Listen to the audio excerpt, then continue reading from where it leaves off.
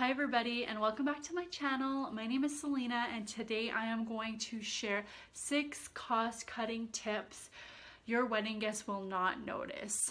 I just got married June 15, 2019 and we and my husband set a budget and we did not want to exceed it. We did have to make some cuts and these are the areas we did in order to have our wedding fall within our budget. So let's get started with cost-cutting tip number 1, which is cake and sweets. In the past, I have experience with ordering very expensive cakes for different occasions, and honestly, to me, they all taste the same. So the way that we saved some money on in this area was I was on Facebook and I joined a bunch of wedding groups. I seen a post by a professional baker and she was looking for brides that still needed a wedding cake. All she was going to do was charge the bride for the materials to make the cake and then the delivery fee, and then in return she would like a review on her social media and then the professional photos from your photographer that she could use on her website. So I asked my photographer if that was okay. She said yes, and basically I hired her to bake my wedding cake and then cupcakes as well.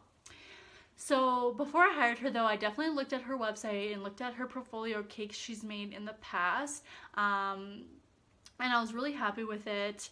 I wanted a naked cake, so it's kind of like a boho with flowers on it, and she actually had some of those cakes that she made in her portfolio, so they looked really good and I decided to go with that. I didn't do a tasting. If you're worried about it, definitely ask for a tasting, and I'm sure the person would be happy to, but honestly I felt really good because we helped a new business owner. She just needed some new clients to start her business off. She was professional, she had all her certificates and everything like that, so I didn't have a problem hiring her for my wedding. I saved a lot of money. Usually a cake like that plus cupcakes would be $400 to $500, so I was happy with just paying for the materials, delivery fee, and then I was able to give her all those photos at the end for her to use on her social media and her website. And honestly, our cake was all gone within 30 minutes. There was not even one slice left. People came up to me during the dance saying, "Oh my gosh, that cake was so good. Where did you get it?" So I was happy to let them know who made it. And honestly, our guests were drinking too. So that is something your guests won't notice, is who made the cake. You don't have to get a wedding baker to make your cake. There's so many talented people in the world, and it would save you a lot of money. So that's how we saved money.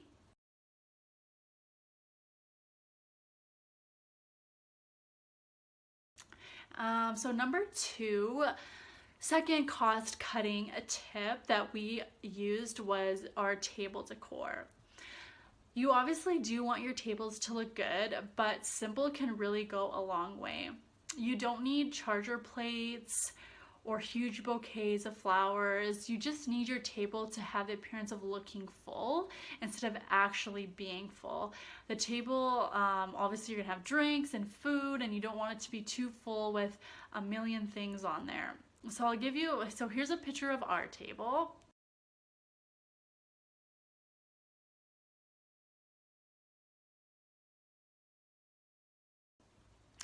And it looks like there's a lot on there, but it was actually very inexpensive.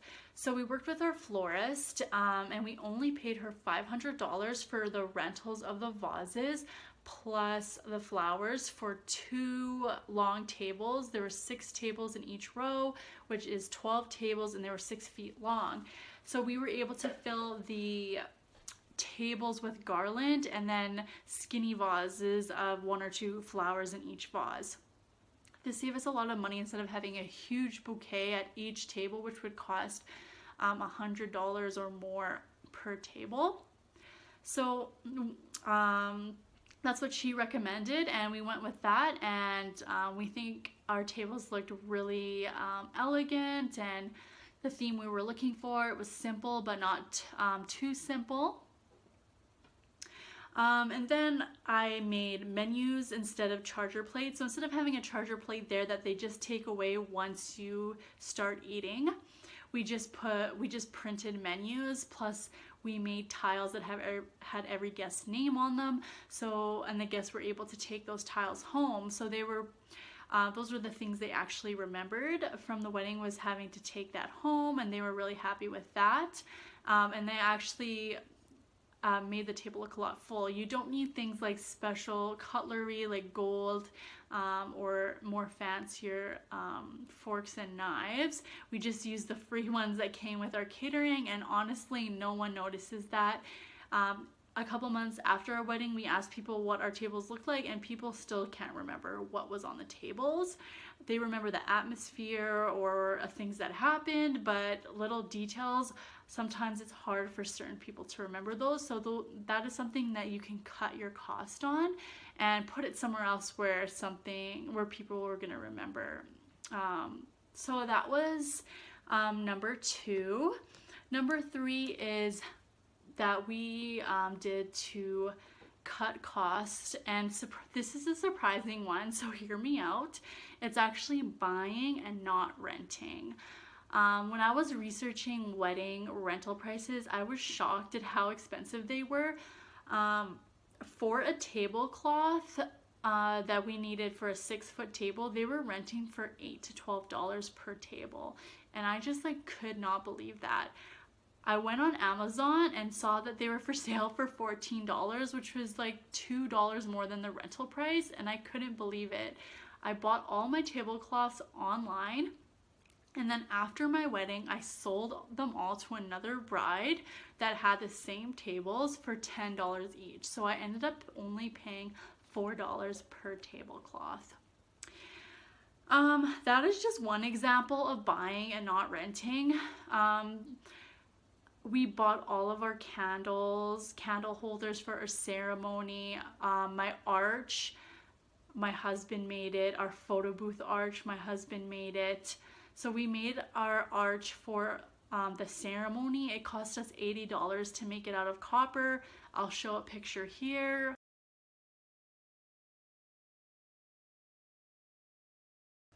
And we actually sold it for $200 after our wedding, so we actually made $120 off that. And then same with our photo booth. We made a smaller photo booth arch made out of copper, which cost us about $60, and I ended up selling it for about $100. So if you do put the work and you're able to make things or buy things instead of renting them, because we were looking at rentals for arches that were made out of copper, and they were renting for about $150 plus a $50 setup fee, which was about $200, and I could not believe that that was the price just to rent, which is why we decided to make our own, and it worked out really great because we were able to sell it. We also bought everything else, like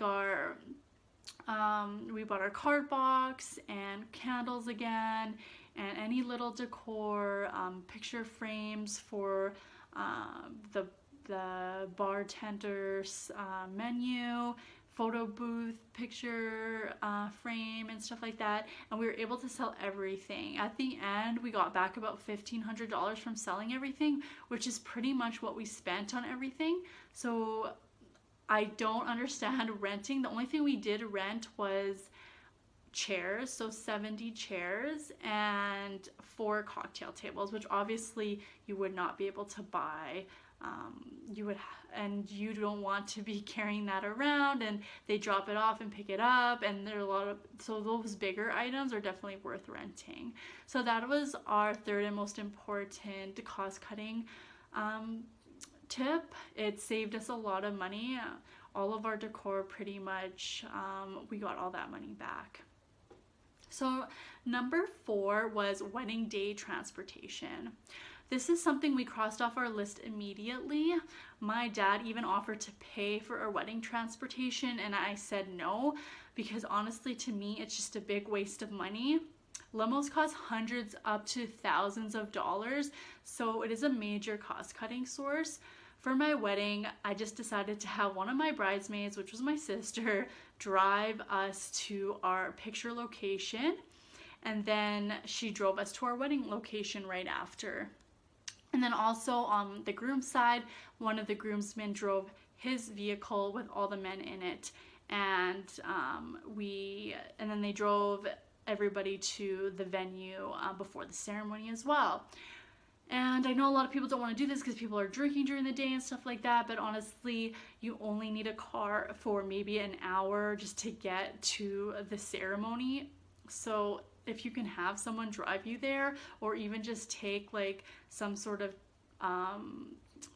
taxi, or not a limo, but just like a driver or something like that, it saves you a lot of money, and that's something you're not going to remember. And I don't feel like that's like an important thing to have at a wedding.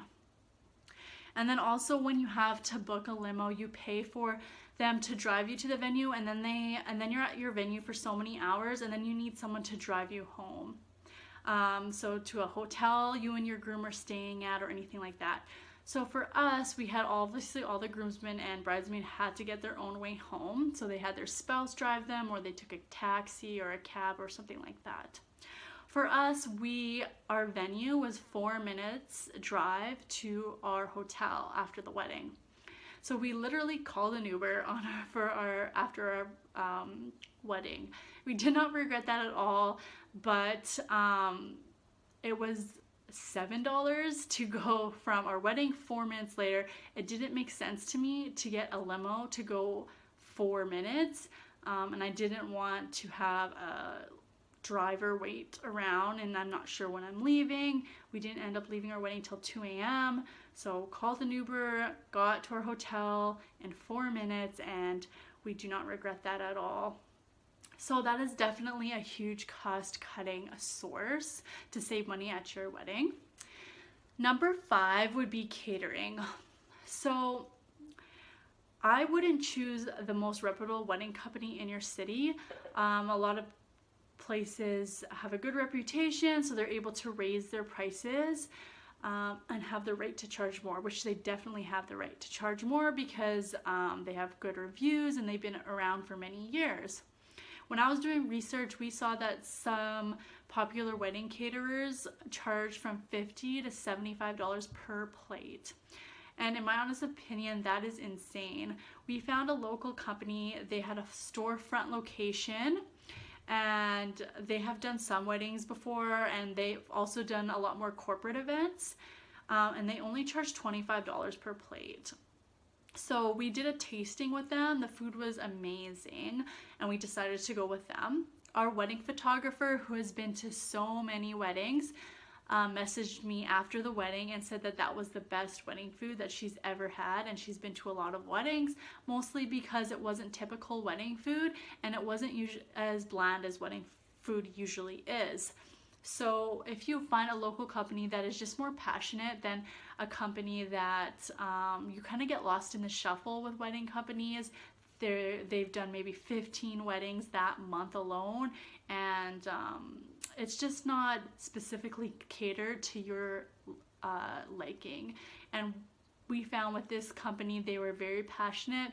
It was a husband and wife team, and then they had people on their other people on their team. They bussed the tables for us, and that was included in the $25 per plate. So they had staff there taking people's plates when they were finished. And then we had the chef even came out to our event, and he was cutting the steak for everybody. So I mean, that is over the top service, and I feel like you will not get that in companies that have been doing so many weddings and just do the standard the standard of service. So obviously that's not applying to everyone. There are some amazing wedding companies that are a lot more expensive, and they have great service and great food.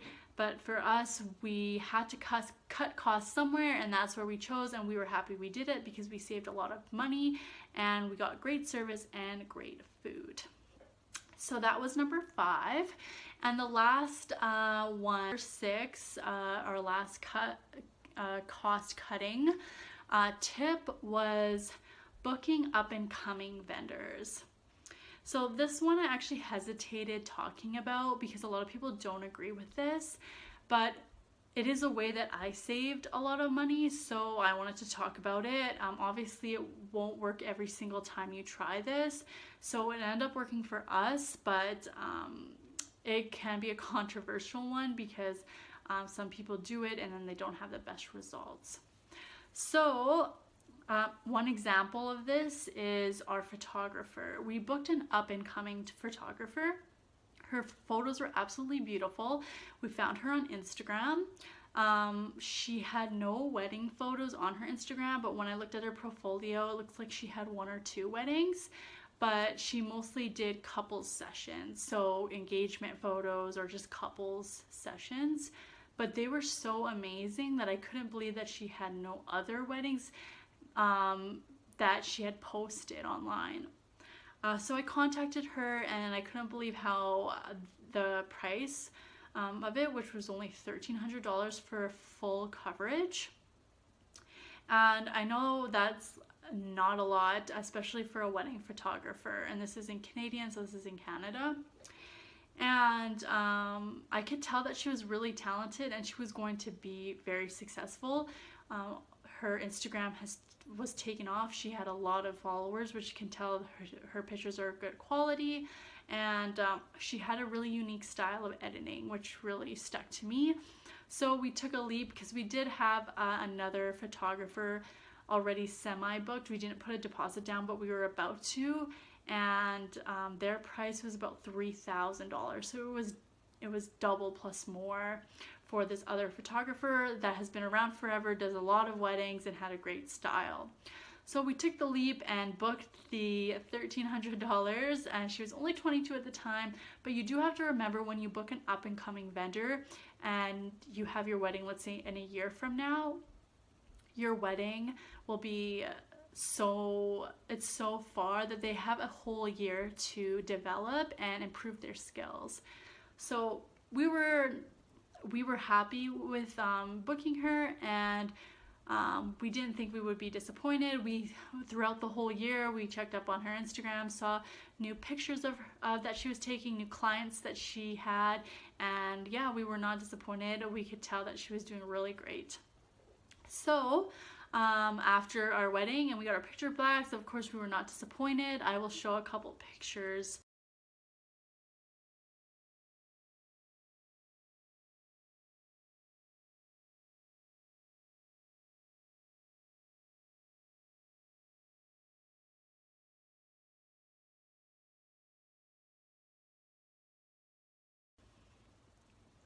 So those were her pictures, and they were honestly amazing, I thought. She had a second photographer there that she's mentoring, and we were just happy that we didn't have to spend that much money. We took a chance on someone who didn't have as much experience as some other people, but we were definitely not disappointed. I definitely don't recommend just booking anybody, because your photos are something you're going to have forever, so you definitely don't want to do anything that you don't want to do, or book anyone that you're scared to book. Just have to do a lot of research, have to see their portfolio, see their editing styles, and if it matches your personality, then that's definitely something that you should do. Now I look at her rates and stuff like that, and she raised them, which is great. She definitely deserves to raise her rates. She's an amazing photographer. So that was one thing that we did. People new in business need to start somewhere. They need to get clients somewhere. So that is one way that you can save money, taking advantage of people who are just starting out and need new clients. So their rates are lower, but they're definitely talented, and you can tell that they're going to be successful. So those are my 6 cost-cutting tips for your weddings. These are things that your guests will not notice, so it's easy to cut costs in these areas. This all just happened to work out for me, so if you don't agree, that's definitely okay. If you can't cut costs in these areas, they're just helpful ideas that might work for you as well. Do whatever makes you happy on your wedding day. It's your day, and you should do exactly what you want to do. So thank you guys so much for watching. If you like this video, don't forget to like and subscribe. If you have any questions, leave it in the comments, and see you guys in my next video. Thanks, bye.